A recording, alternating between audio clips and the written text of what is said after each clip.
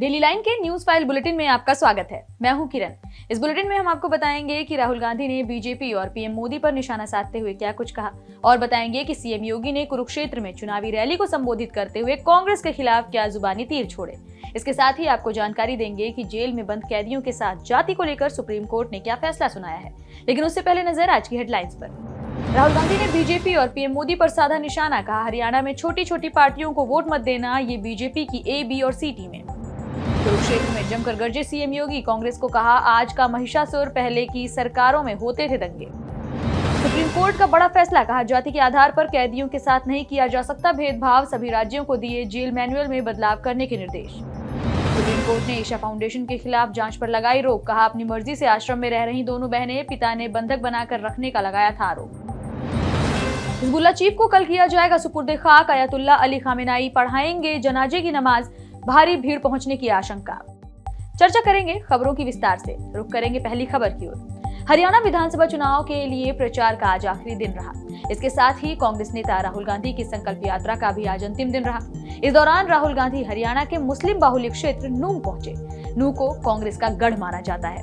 कांग्रेस नेता ने यहां से दक्षिण हरियाणा को साधने की पूरी कोशिश की। नूंह में आयोजित जनसभा में मेवाती पगड़ी पहनाकर राहुल गांधी का स्वागत किया गया। इस मौके पर राहुल गांधी के साथ मंच पर फिरोजपुर झिरका सीट से कांग्रेस के उम्मीदवार मामन खान भी मौजूद रहे। इस मौके पर राहुल ने कांग्रेस उम्मीदवारों को वोट देने की अपील करते हुए कहा कि बीजेपी को वोट मत देना। हरियाणा में छोटी छोटी पार्टियां घूम रही हैं, ये बीजेपी की ए, बी और सी टीमें हैं, इन्हें भी वोट मत देना, क्योंकि उनमें और बीजेपी में कोई अंतर नहीं है। राहुल गांधी ने बीजेपी और प्रधानमंत्री नरेंद्र मोदी पर जमकर निशाना साधते हुए कहा कि बीजेपी ने देश में नफरत फैला रखी है। बीजेपी और आरएसएस मिलकर देश में संविधान को खत्म करने की कोशिश कर रहे हैं, लेकिन कांग्रेस ऐसा नहीं होने देगी। वहीं हरियाणा चुनाव से पहले बीजेपी को बड़ा झटका लगा है। बीजेपी नेता और पूर्व सांसद अशोक तंवर आज कांग्रेस में शामिल हो गए हैं। महेंद्रगढ़ रैली में राहुल गांधी ने उन्हें पार्टी की सदस्यता दिलाई। इस दौरान पूर्व सीएम भूपेंद्र हुड्डा भी मौजूद रहे। बढ़ेंगे अगली खबर की ओर। हरियाणा विधानसभा चुनाव का आज आखिरी दिन रहा। यूपी के सीएम योगी आदित्यनाथ आज कुरुक्षेत्र पहुंचे। शाहबाद में एक चुनावी रैली को संबोधित करते हुए सीएम योगी ने कांग्रेस पर जमकर निशाना साधा। उन्होंने कहा कि जो राहुल गांधी खटाखट कहने आते थे, आज वे मैदान छोड़कर पहले ही सफाचट हो चुके हैं। इतना ही नहीं, अपने भाषण में उन्होंने कांग्रेस को महिषासुर और चंडमुंड भी कहा। योगी आदित्यनाथ ने कहा कि कांग्रेस का हाथ हमेशा माफियाओं के साथ रहता है। ये हमेशा ड्रग माफिया, भू माफिया, पशु माफिया, खनन माफिया और दंगाइयों के साथ रहते हैं। उत्तर प्रदेश में 7.5 साल में हमने एक भी दंगा नहीं होने दिया, जबकि पहले दंगे होते थे तो कर्फ्यू लग जाता था। सीएम योगी ने आगे कहा कि कांग्रेस के राज में बेटियां सुरक्षित नहीं हैं। वहीं हरियाणा को हरि की भूमि बताते हुए सीएम योगी ने कहा कि मैं आपको याद करवाने के लिए आया हूं कि हरियाणा हरि की भूमि है। भगवान हरि ने यहाँ जो उपदेश दिया था, उसी कारण यहाँ का नाम हरियाणा पड़ा, ताकि हरि बार बार यहाँ आए। रुक करेंगे अगली खबर का। सुप्रीम कोर्ट ने आज गुरुवार को जेलों में जाति के आधार पर भेदभाव को लेकर दाखिल एक जनहित याचिका पर बड़ा फैसला सुनाया है। सुप्रीम कोर्ट ने कहा कि जेलों में बंद किसी भी कैदी के साथ उसकी जाति के आधार पर भेदभाव नहीं किया जा सकता। जेल में रसोई और सफाई के काम को कैदियों की जाति के आधार पर बांटना गलत है। सर्वोच्च न्यायालय ने अपने आदेश में कहा कि सफाई का काम केवल निचली जाति के कैदियों को और खाना बनाने का काम ऊंची जाति वालों को देना आर्टिकल 15 का उल्लंघन है। इसके साथ ही सुप्रीम कोर्ट ने सभी राज्यों और केंद्र शासित प्रदेशों को जेलों के मैनुअल में बदलाव करने के निर्देश दिए हैं। कोर्ट ने कहा कि संविधान सभी जातियों को एक समान अधिकार देता है। अगर जेल में ही इसका उल्लंघन होगा तो इससे कैदियों में आपसी दुश्मनी पैदा होगी। जेलों में बनाए गए इस नियम को खत्म किया जाना चाहिए। बढ़ेंगे अगली खबर की ओर। ईशा फाउंडेशन के खिलाफ पुलिस जांच के हाईकोर्ट के आदेश पर सुप्रीम कोर्ट ने आज रोक लगा दी है।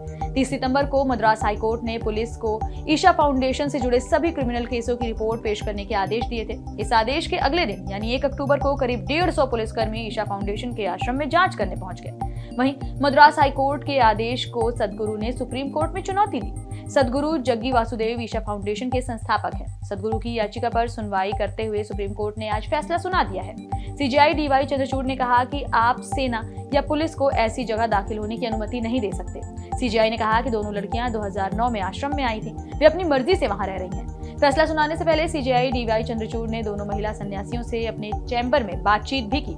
इनमें से एक ने कहा कि दोनों ही बहनें अपनी मर्जी से ईशा योग फाउंडेशन में रह रही हैं और उनके पिता उन्हें पिछले 8 सालों से परेशान कर रहे हैं। वहीं अब इस मामले की अगली सुनवाई 18 अक्टूबर को होगी। ईशा फाउंडेशन के खिलाफ रिटायर्ड प्रोफेसर एस कामराज ने मद्रास हाईकोर्ट में याचिका दाखिल की थी। उनका आरोप है कि आश्रम में उनकी 2 बेटियों लता और गीता को बंधक बनाकर रखा गया है। वो दोनों महिलाओं के पिता हैं। बढ़ेंगे अगली खबर की ओर। मणिपुर से लगातार हिंसा की खबरें सामने आ रही हैं। 27 सितंबर को कुकी उग्रवादियों ने कांगपोकपी में 2 युवकों को अगवा कर लिया था, जिन्हें आज रिहा कर दिया गया। ये जानकारी सीएम एन बीरेन सिंह ने दी है।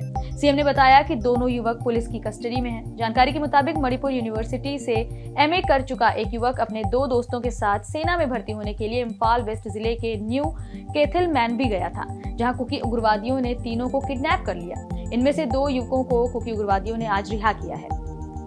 बढ़ेंगे अगली खबर की ओर। मिडिल ईस्ट के देश सुलग रहे हैं। इजरायल की सेना दक्षिणी लेबनान में दाखिल हो चुकी है।